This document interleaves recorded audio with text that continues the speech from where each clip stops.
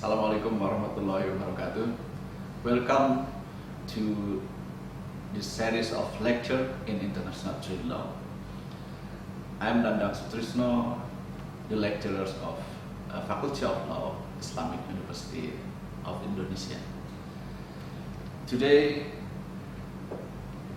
I would like to discuss about the introduction to the World Trade Organization.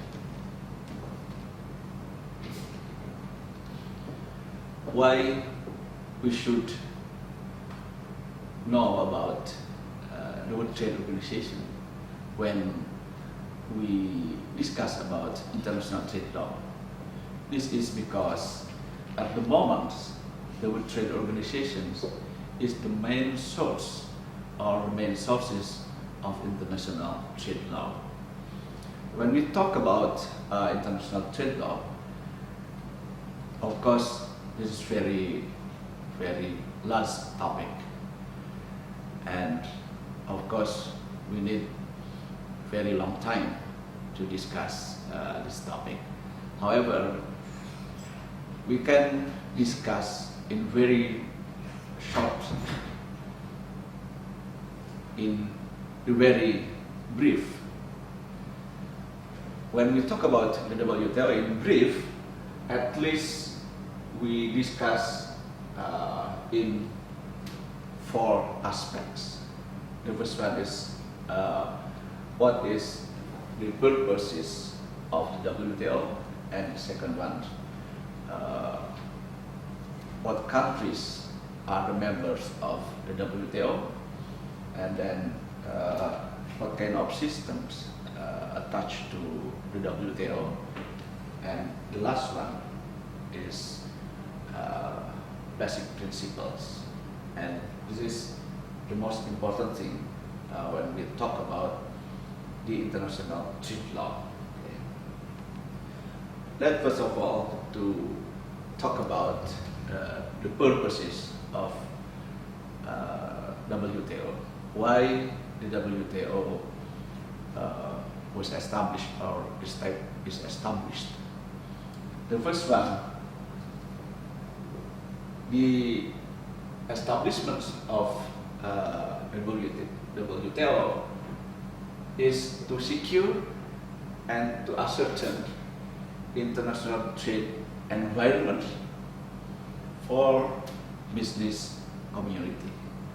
Of course, the security and the certainty are very important for business community to conduct their transactions with their partners.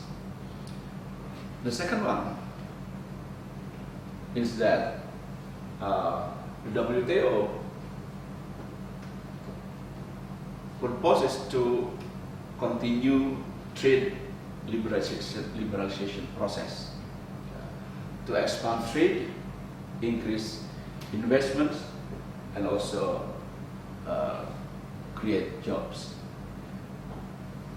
That is the aspects of the purpose. The second one, if we talk about WTO, then we can see from the membership. You can see that from 1986 up until now, 2020, the memberships of the WTO always increase from year to year. Okay. You can see in 1986, the memberships of the WTO, and in the past, the name was GATT. Okay. There were 90 countries joined the WTO or the GATT. And 1991, 103, and the latest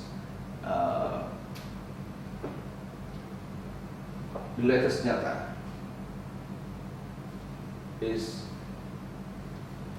164 members. So it means that almost the majority of the countries in the world have already joined the WTO. The third aspect of WTO is seen from the system. From the system, the WTO is an international agreement. So what does it mean? It means that international agreement is an international law instrument. Further, it means that the agreement is binding because this is an instrument of international law. Then all countries, all member countries must obey the provisions or the rules of the WTO. The second one is that the WTO is a decision-making forum. So the decisions related to the substance and also related to the members' interests must be taken in the WTO forum. And the third one, the WTO is also a forum of dispute settlement. In the WTO, there is an institution called as DSB, Dispute Settlement Body. It's like the court. It's like the court in member countries, but it is called as Dispute Settlement Body. So when a member has a dispute with another member, or there are disputes among members, then they cannot act unilaterally. They have to settle their disputes in the WTO through the mechanisms under dispute settlement body.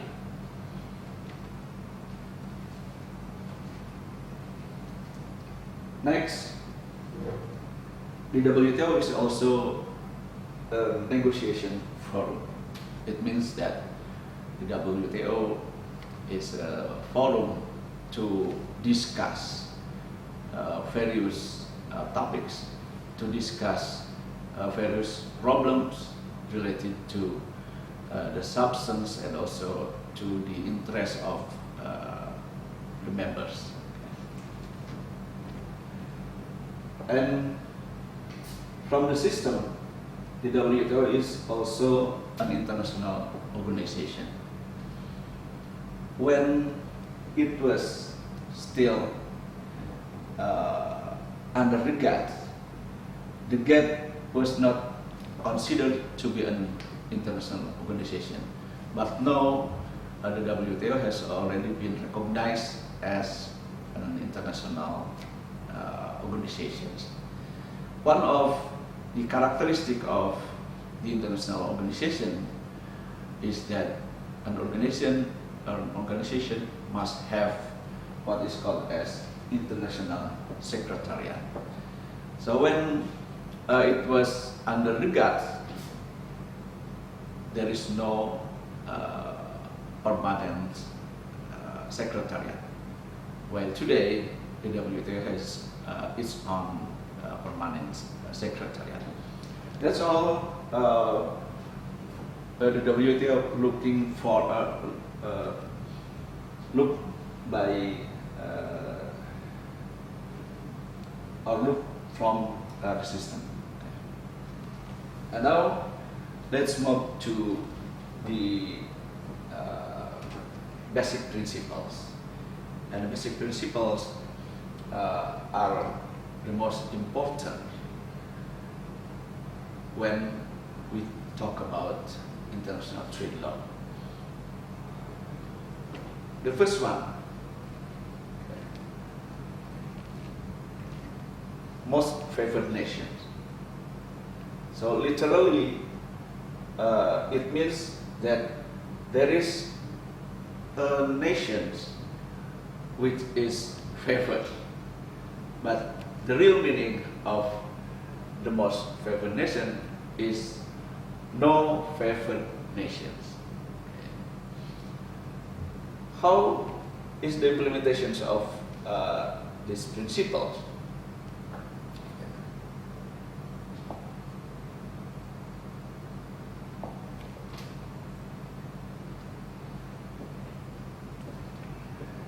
Principally, MFN, or most favored nations, is the non-discrimination principle.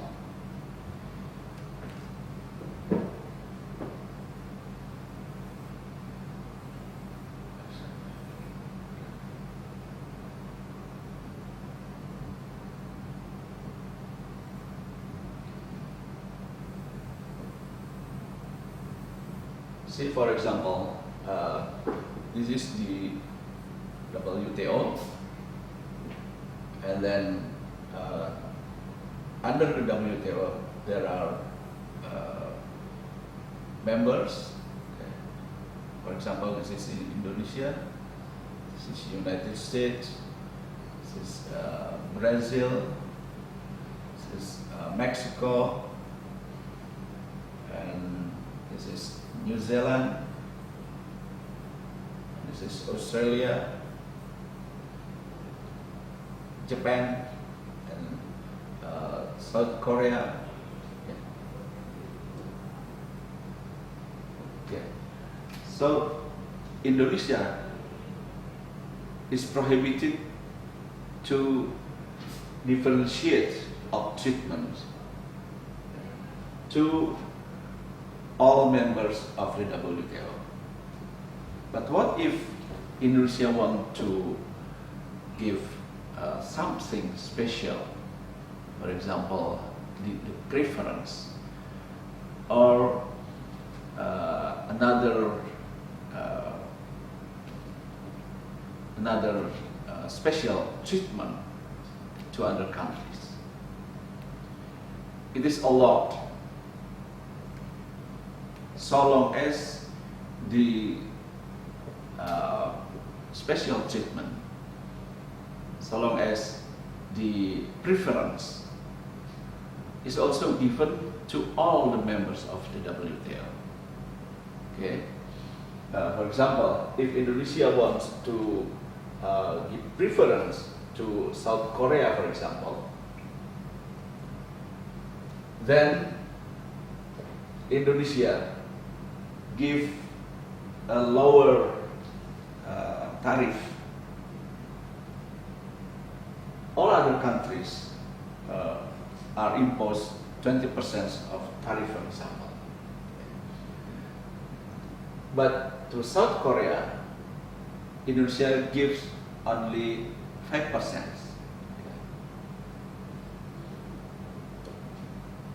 It is prohibited if Indonesia only give preferences to South Korea. The preference or the preferences are also given to United States, to Mexico, to Brazil, to New Zealand, to Australia, and also to Japan. So when Indonesia only give preference to the South Korea, then it violates the rules of or the principles of MFN. Like in the case of Indonesia automobiles, for example, Indonesia only gave preference to South Korea when Indonesia wanted to establish what is called as national automobile in the past. Then Indonesia was brought by Japan, by United States, and by European Union.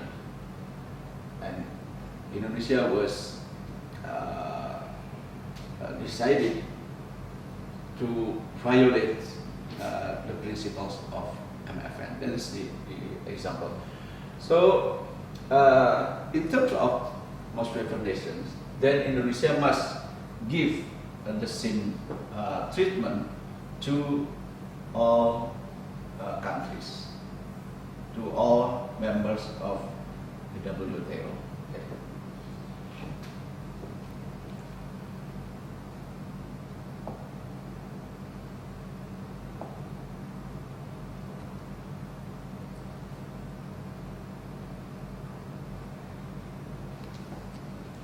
Okay, now let's move to the second principle, that is national treatment. What does it mean? National treatment means that a member of the WTO must treat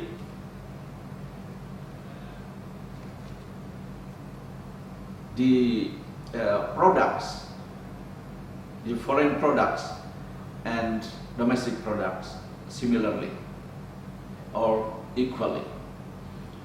No discriminations of treatment between foreign products and national products. Okay.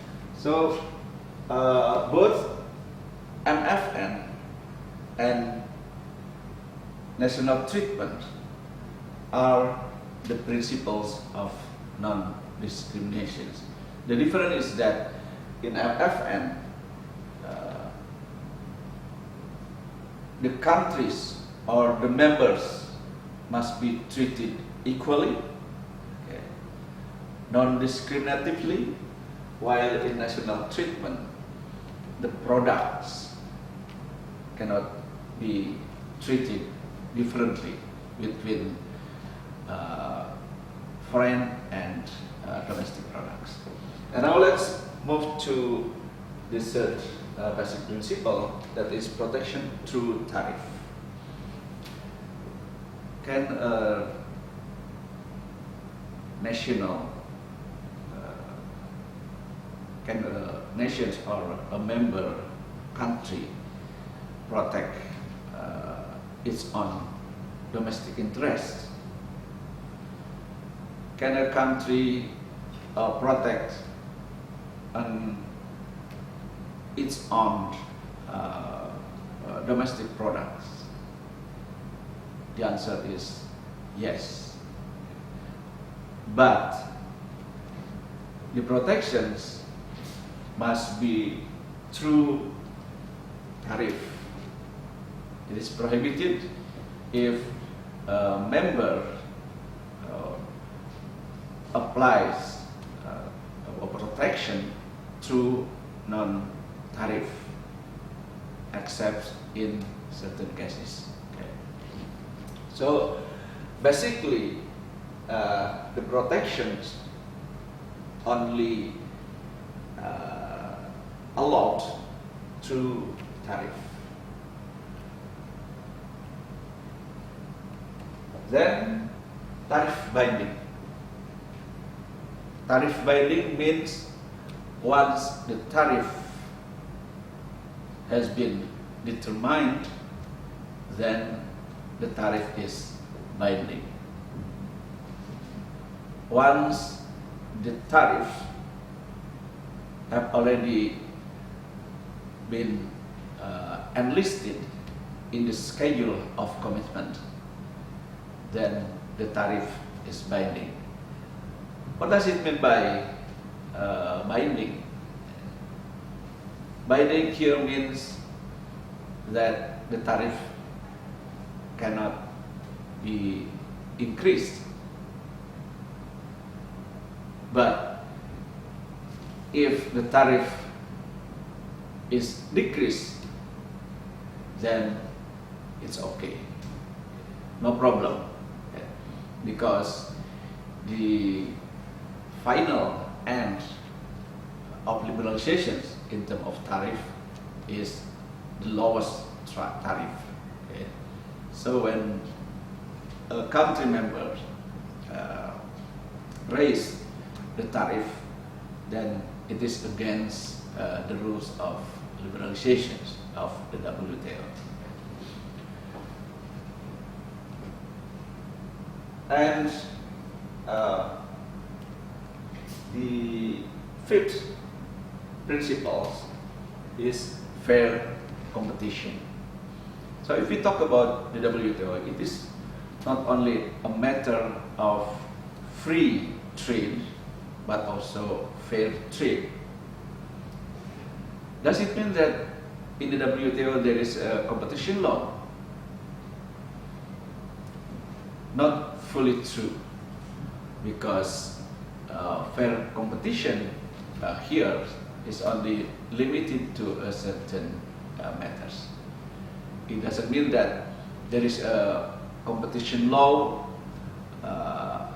which is prevailing for all countries in the world or for all the WTO members at the moment.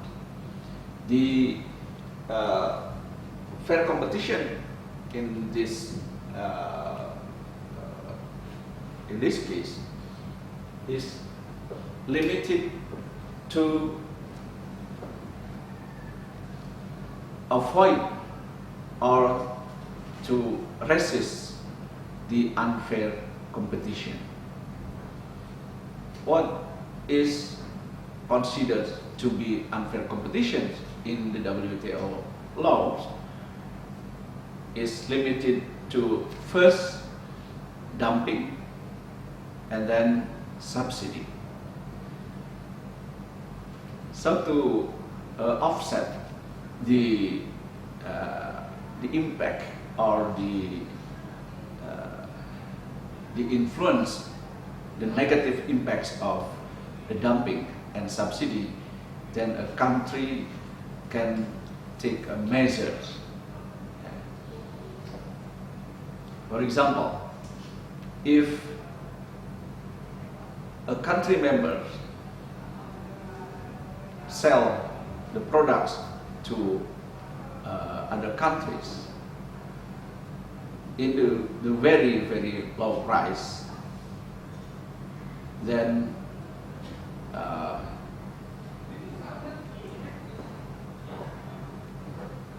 the country may conduct investigations whether the low price is because the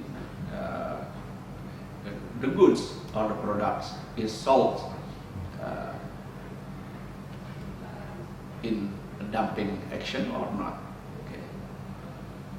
When a product is sold in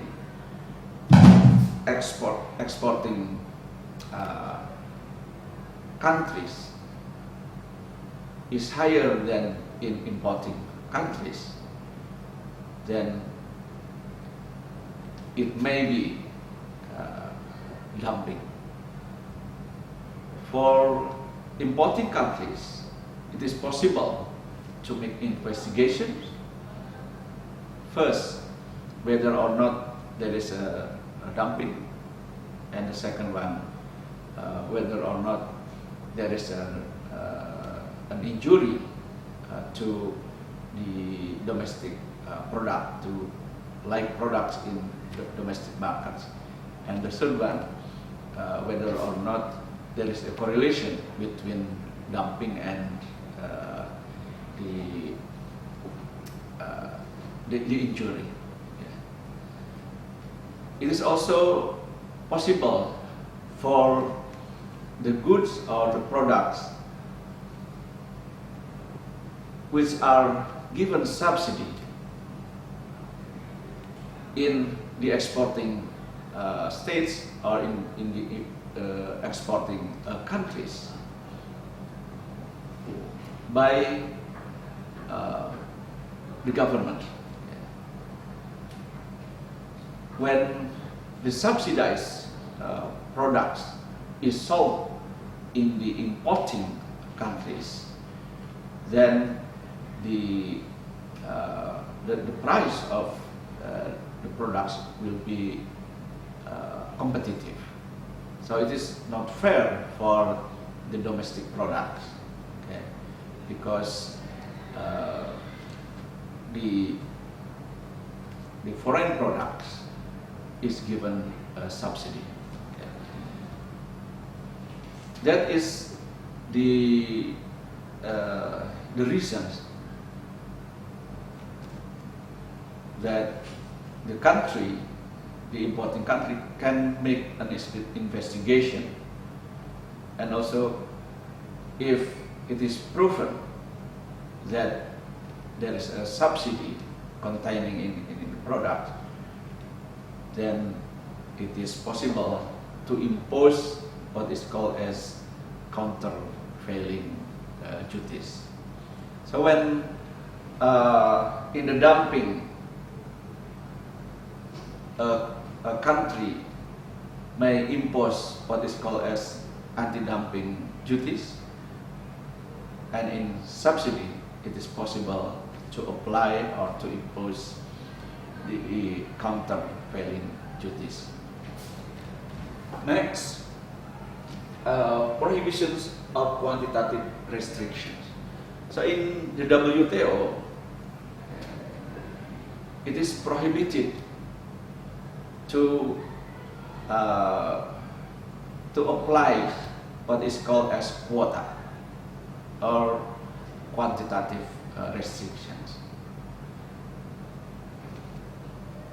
So the question is that what happens if there is a flood of foreign products in the domestic products? Can a country of domestic products take an action? Yes, it is the rights of the importing states or the importing member to take an action when there is a flood of imports. Okay. But the action is not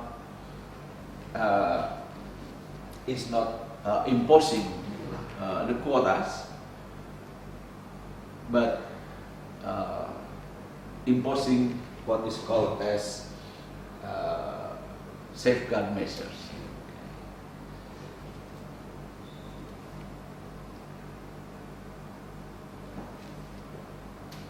The following basic principles is waiver and emergency restrictions of import. Okay. So a country can waive from the WTO provisions if there is a reason or there are some reasons. Okay. For example, to protect human life, to protect plants, to protect animals, to protect environment, and also to protect public morals, for example. A country may waive from the WTO provisions. It means that the WTO provisions can be can be waived if there is or there are some reasons. For example, it is regulated under Article 20 of the GATT. Waiver and emergency restrictions of import. Yes, it is related to the unfair competition. Okay? But in this case, when there is an emergency is like the flood of imports. Okay. A country like in subsidy and dumping can take an action, but the difference is that dumping and subsidy can be imposed what is called as anti-dumping and anti-subsidy measures. So it is based on unfair competition, while the safeguard measure is taken not because of unfair competition, but it is because there is situations of emergency. The last one is exception for regional trade agreement.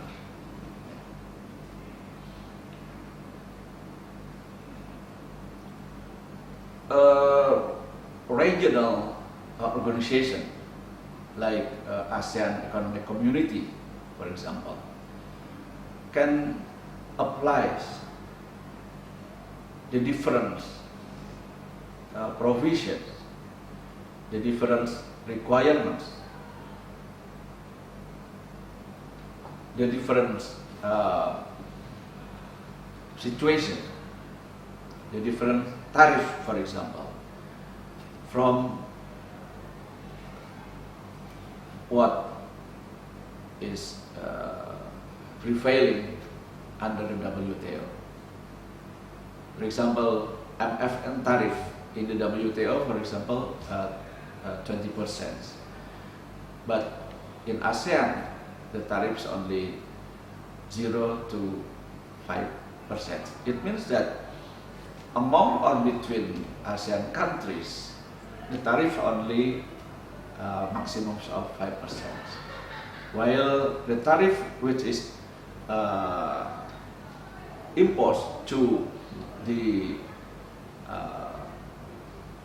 non-ASEAN countries is more than 5%.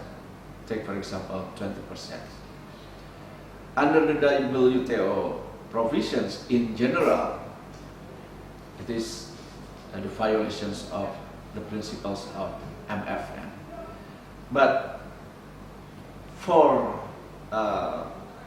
regional trade agreements, it is okay. It is allowed to apply the difference of treatment, the difference of tariff,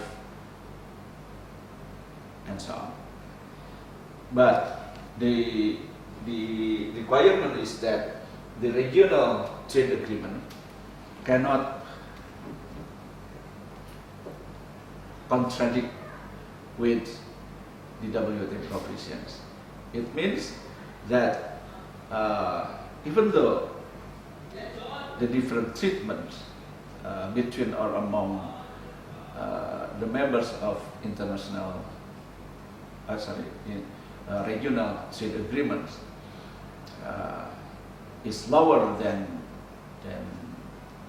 in MFN, for example, it is allowed as long as the regulations, the provisions, the treatment under the regional trade agreement does not contradict with the WTO provisions. For example, the WTO provisions, one of the purposes of the WTO provision is liberalization. In terms of tariff, it means that the lower tariff, the freer the trade. So when the regional trade agreements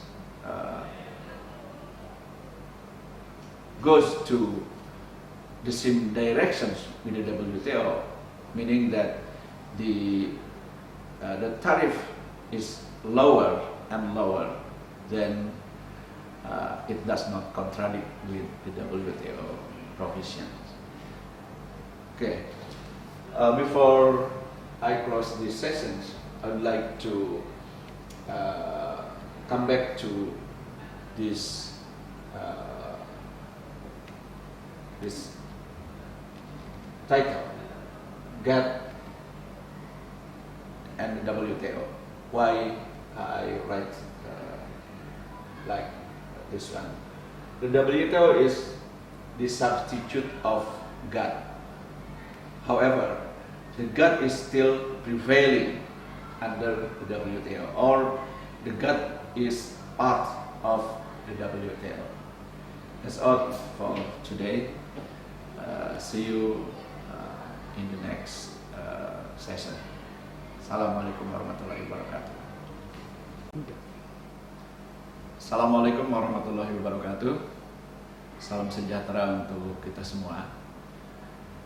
Sampai jumpa lagi dengan saya Nandang Sutrisno dalam seri kuliah hukum perdagangan internasional. Kali ini saya akan mengajak Anda untuk membahas salah satu topik yang sangat menarik dalam perdagangan internasional, yaitu perdagangan jasa.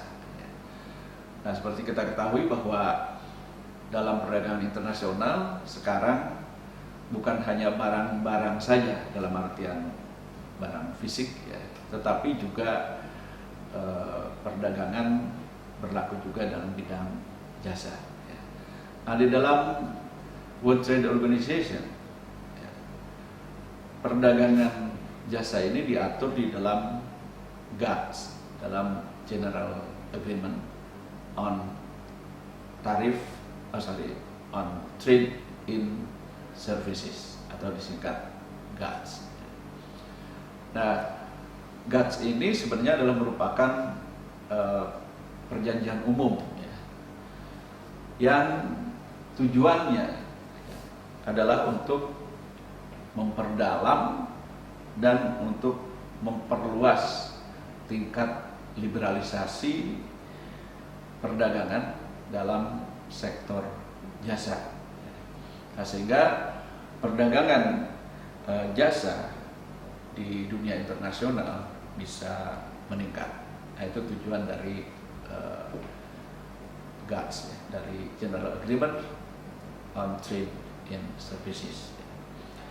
Nah, bagaimana mekanismenya, ya, dalam perdagangan jasa, dan khususnya bagaimana liberalisasi perdagangan dalam sektor jasa ini.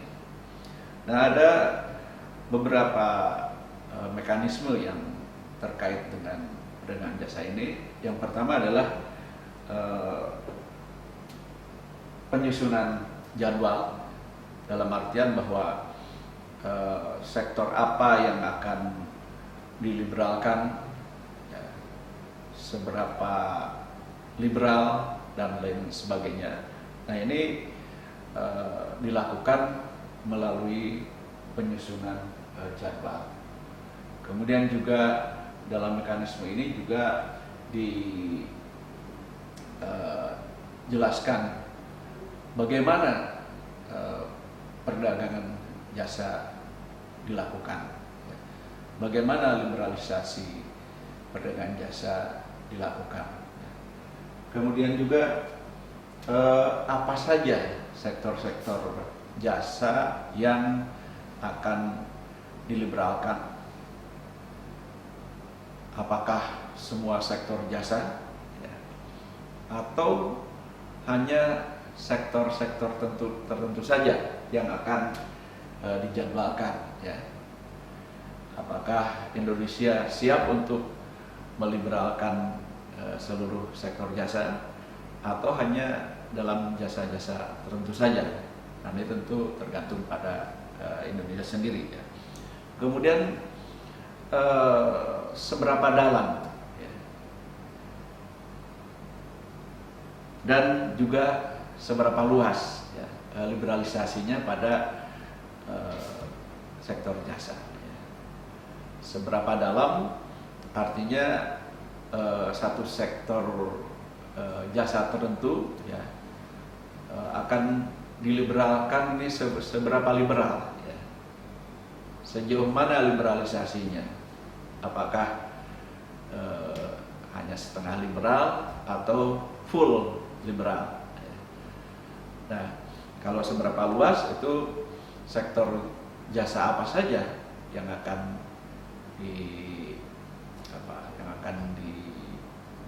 diliberalkan, seberapa luas yang akan diliberalkan. Nah, ini kalau kita berbicara tentang mekanisme.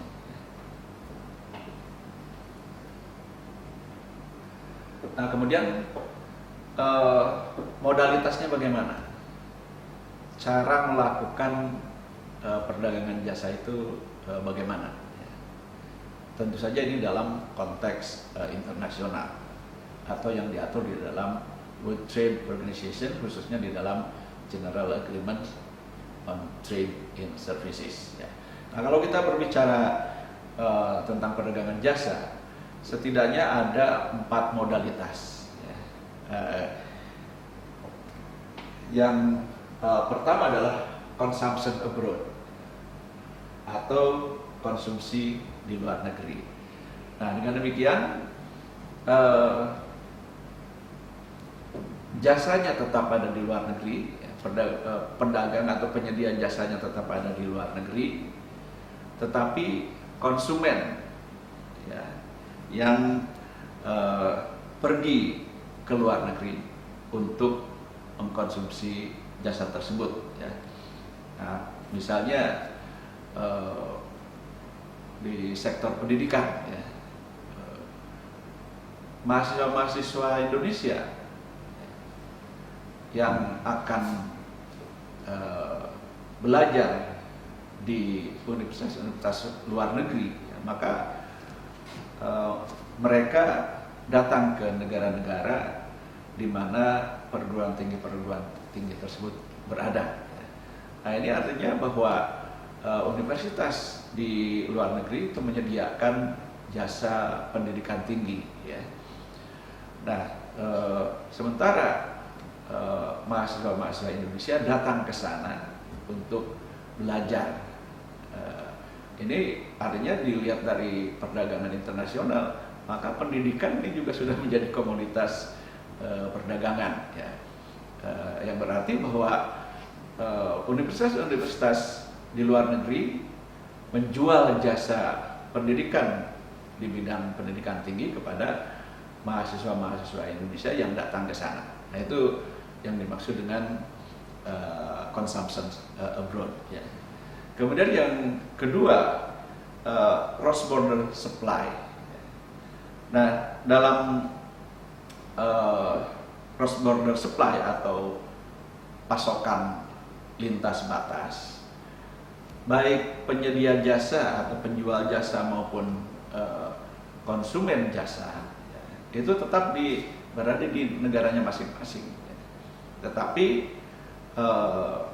jasanya itu sendirilah yang melintas ya. Contoh kembali ke contoh pendidikan tinggi tadi ya. Ya misalnya penyedia jasanya adalah universitas-universitas di luar negeri, katakanlah Harvard University menjual jasanya yang berupa pendidikan jarak jauh ya.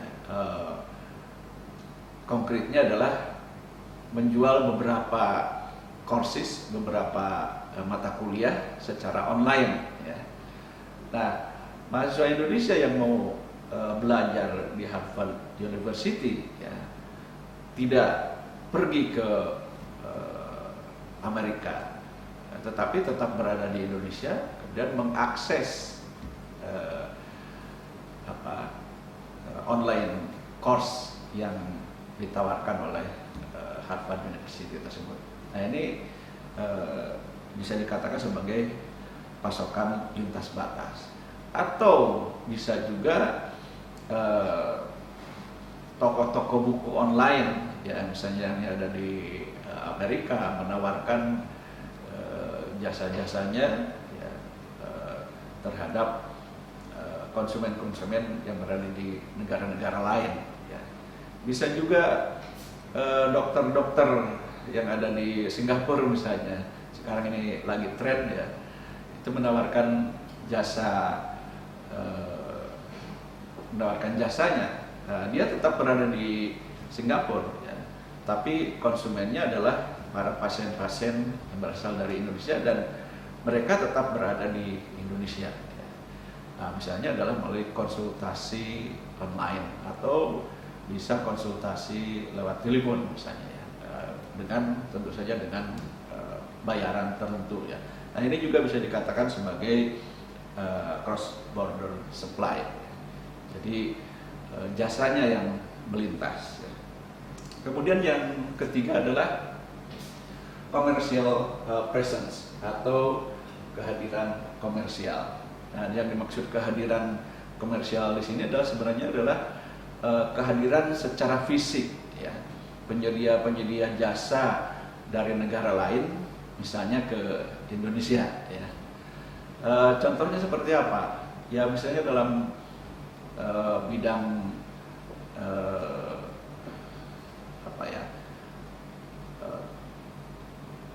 travel misalnya, mereka mendirikan perusahaan-perusahaan travel di Indonesia, ya.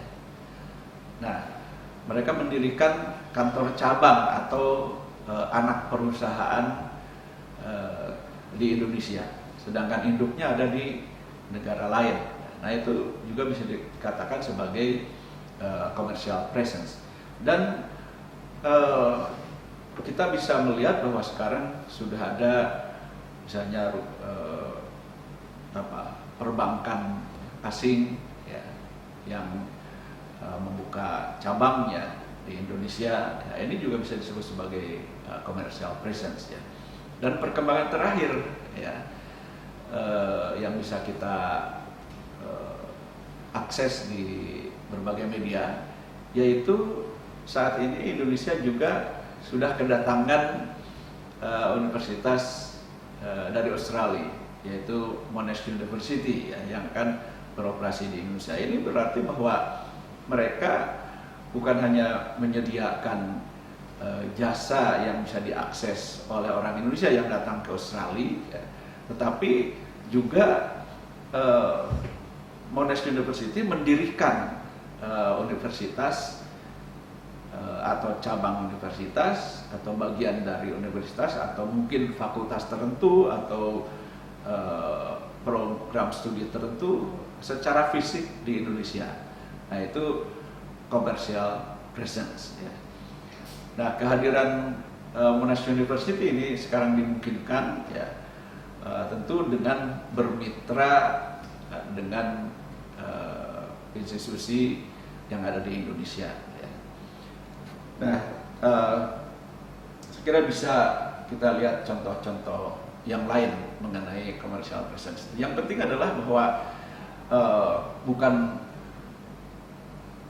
orang Indonesianya yang datang ke negara lain, ke penyedia jasa di negara lain, juga bukan hanya jasa dari negara lain yang melintas batas kemudian dikonsumsi oleh orang Indonesia, ya, tetapi juga betul-betul ada kantornya di sini, betul-betul ada bangunan fisiknya di Indonesia. Nah, itu yang dimaksud dengan commercial presence, ya. Dan yang terakhir adalah movement of natural persons, yaitu pergerakan manusia, ya. Nah, contoh yang paling mudah, para dosen, ya. Para dosen dari negara lain itu banyak yang mengajar di Indonesia, atau sebaliknya, ya, banyak dosen-dosen kita, dosen-dosen dari Indonesia mengajar di Malaysia misalnya, atau mengajar di Australia, atau mengajar di Amerika, dan seterusnya, ya. Nah, ini yang dimaksud dengan movement of natural persons. Jadi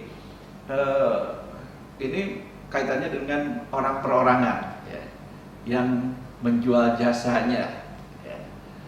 Ya, ada dokter misalnya, ya, dokter yang melintas batas negara, ya, kemudian membuka praktek di negara lain tersebut. Ya, ini juga bisa disebut sebagai movement of natural persons.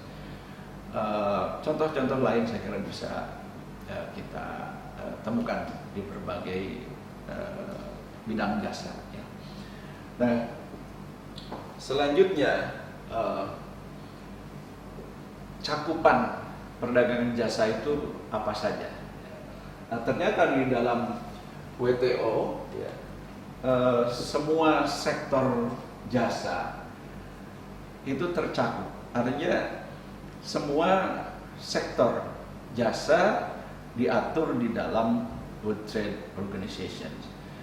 Nah, kalaupun disebutkan misalnya ada 12 sektor, ini bukan berarti sektor jasa itu hanya 12 ya.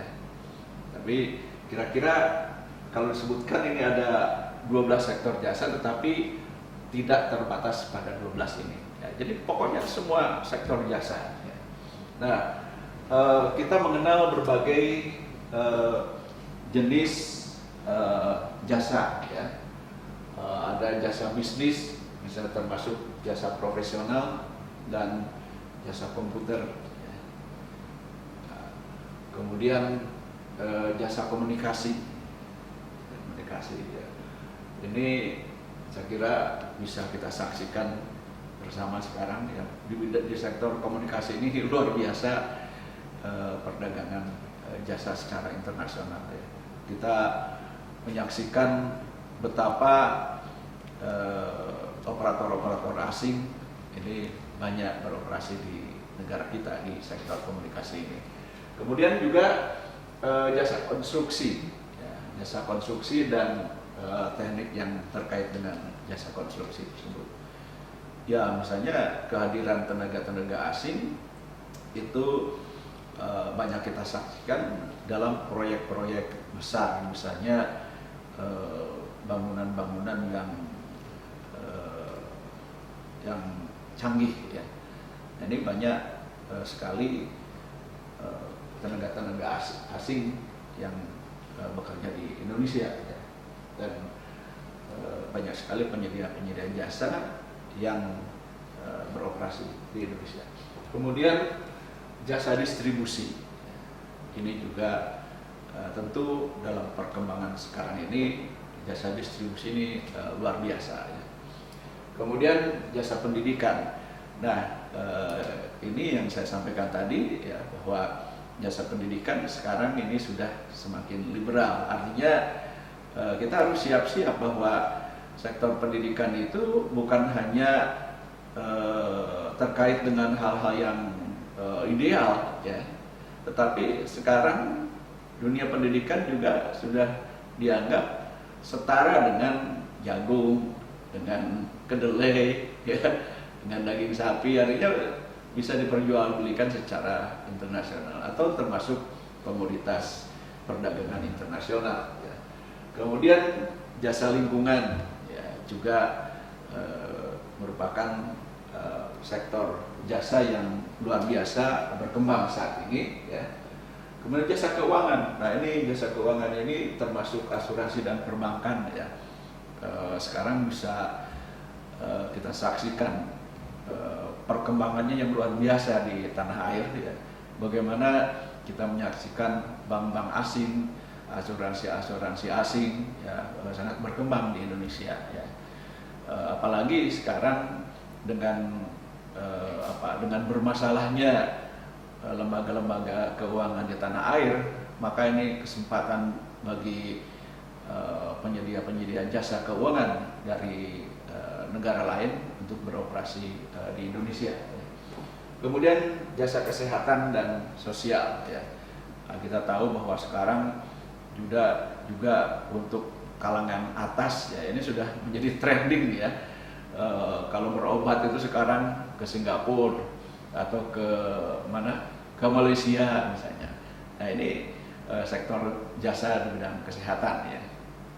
Kemudian jasa wisata dan perjalanan. Nah, ini juga sektor yang sangat berkembang ya. Dan boleh dikatakan jasa wisata dan perjalanan ini salah satu sektor andalan kita sekarang ya, di tanah air ya. Bagaimana kita menjual jasa wisata dan perjalanan ini yang boleh dikatakan luar biasa. Kemudian jasa rekreasi, budaya dan olahraga ya, ini juga merupakan jasa yang juga terkait dengan jasa wisata dan jasa perjalanan ya.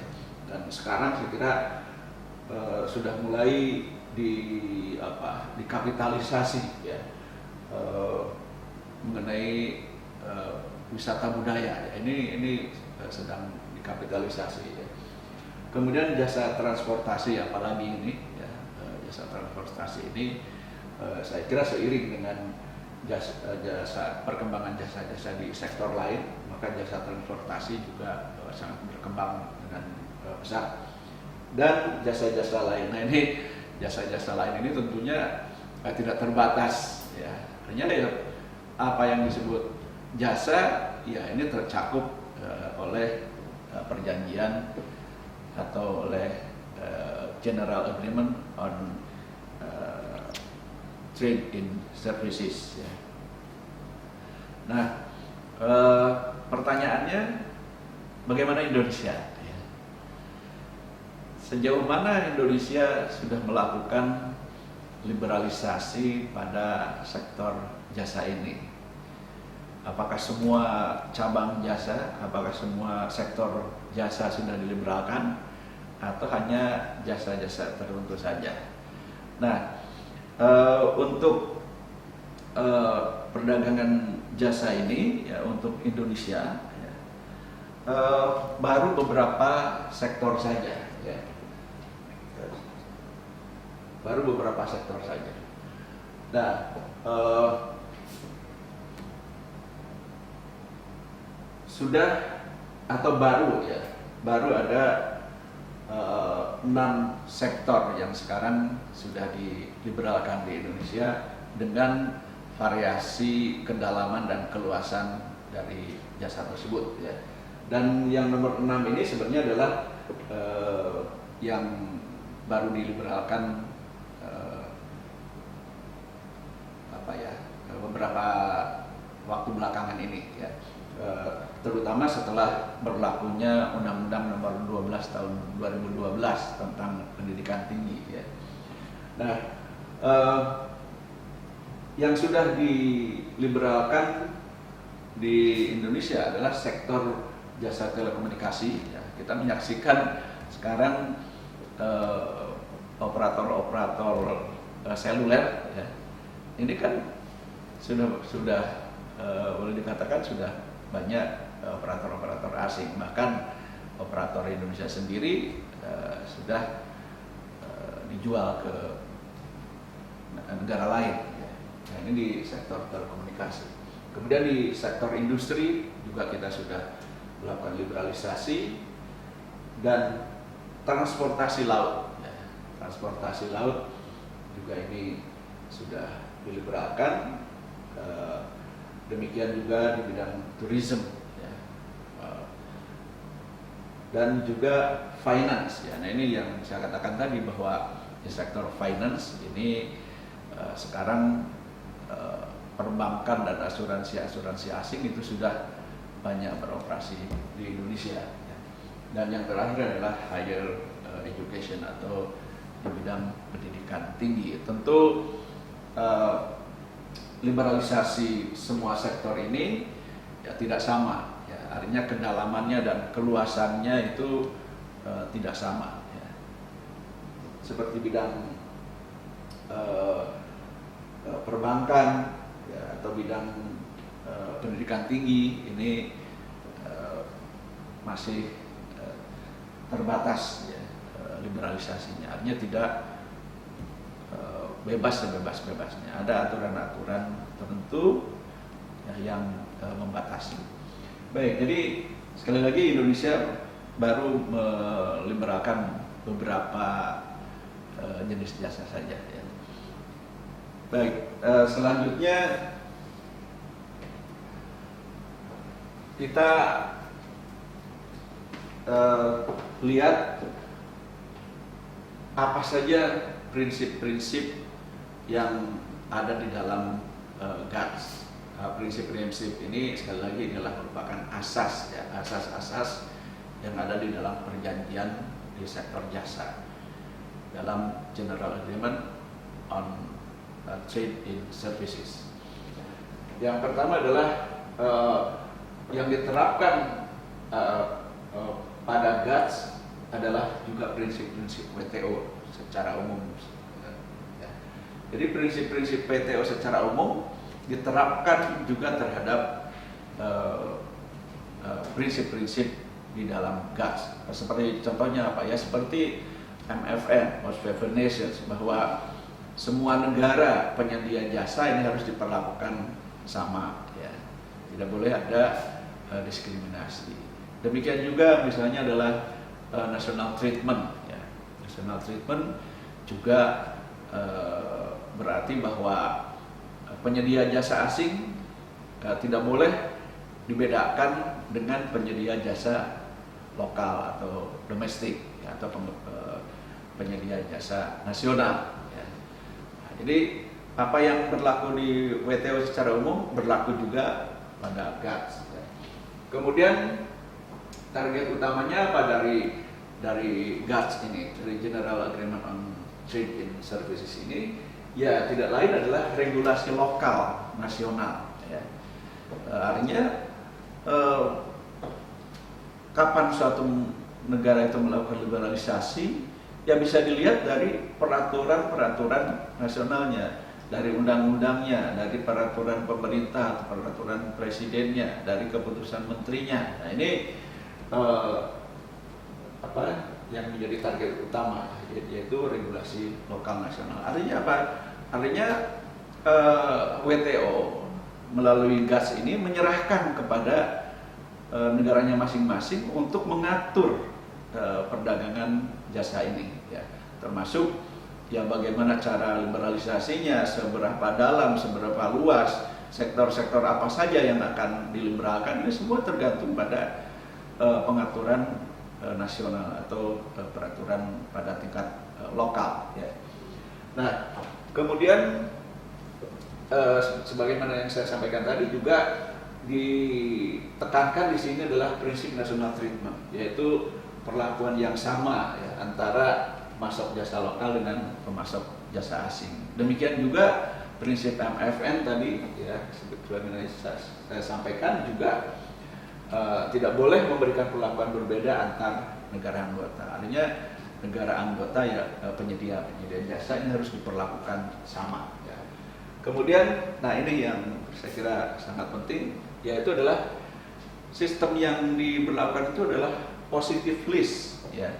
Artinya adalah sektor yang dibuka, ya, sesuai dengan kapasitas dan tujuan dari pembangunannya, ya. Artinya apa? Artinya ini tergantung kesiapan dari negara yang bersangkutan, ya. Misalnya Indonesia siapnya di sektor apa, ya, itu terserah Indonesia, ya. Nah kalau Indonesia siap dengan 6 sektor jasa, maka itulah yang dimasukkan ke dalam list, ke dalam schedule, ya. Kalau semuanya, ya berarti harus cantumkan semuanya, ya, semua bidang jasa. Nah, ini yang dimaksud dengan positive list. Artinya adalah bahwa sektor-sektor yang diliberalkan itu hanya yang tercantum di dalam list. Ini artinya bahwa suatu negara hanya meliberalkan sektor-sektor jasa yang negara yang bersangkutan sudah siap, ya. Jadi jangan sampai dipaksakan, ya. Kalau kita belum siap di sektor tertentu, ya nggak usah dibuka dulu, gitu, ya. Nah seperti misalnya sekarang di sektor hukum, ya, sampai sekarang belum dibuka, ya, belum dibuka. Jadi masih belum siap, ya, bidang hukum untuk diliberalkan di tanah air kita. Kemudian liberalisasi progresif. Ya. Nah ini liberalisasi progresif itu artinya harus ada kemajuan dari waktu ke waktu, ya. Baik dari kedalamannya maupun keluasannya maupun juga sektor-sektor yang menjadi cabang atau menjadi bidang jasa. Dan terakhir adalah request and offer, bilateral dan plurilateral. Artinya perdagangan jasa ini bisa juga dasarnya adalah bilateral, artinya perjanjian antar dua negara. Ya. Indonesia dengan Australia mau meliberalkan bidang apa, ya. Nah itu bisa dilakukan perjanjian bilateral atau plurilateral. Plurilateral itu artinya bahwa negara-negara tertentu atau sejumlah negara-negara tertentu dari anggota-anggota WTO itu bisa bergabung dalam liberalisasi sektor jasa tertentu, ya. Dan